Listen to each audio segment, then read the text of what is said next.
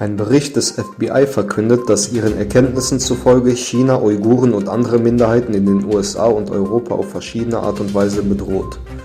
Das Ziel China ist es, oppositionelle Gruppierungen außerhalb Chinas zum Schweigen zu bringen.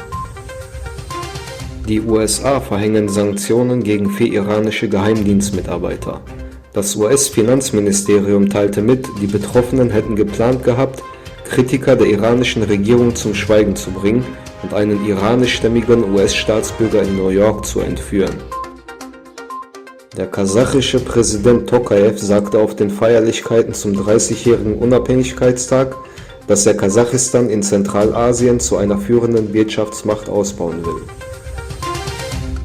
Nachdem die Taliban die Provinz Panjshir eingenommen haben, starben 17 Menschen und 40 wurden verletzt. Durch Schießereien der Taliban bei der Siegesfeier passierte dieses Unglück. Die Sprecherin des aserbaidschanischen Außenministeriums Leyla Abdullahieva kritisiert die Bezeichnung Republik Bergkarabach, die auf russischen Seiten verbreitet wurde. Nachdem die türkische Frauen-Volleyballmannschaft 3:1 gegen Serbien im Halbfinale verlor, trafen sie auf Holland und gewannen 3:0. Somit sicherten sie sich die Bronzemedaille.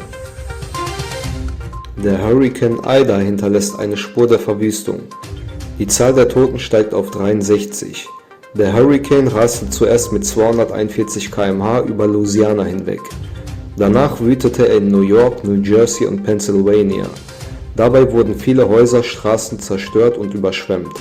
Bäume und Strommaste wurden ausgerissen.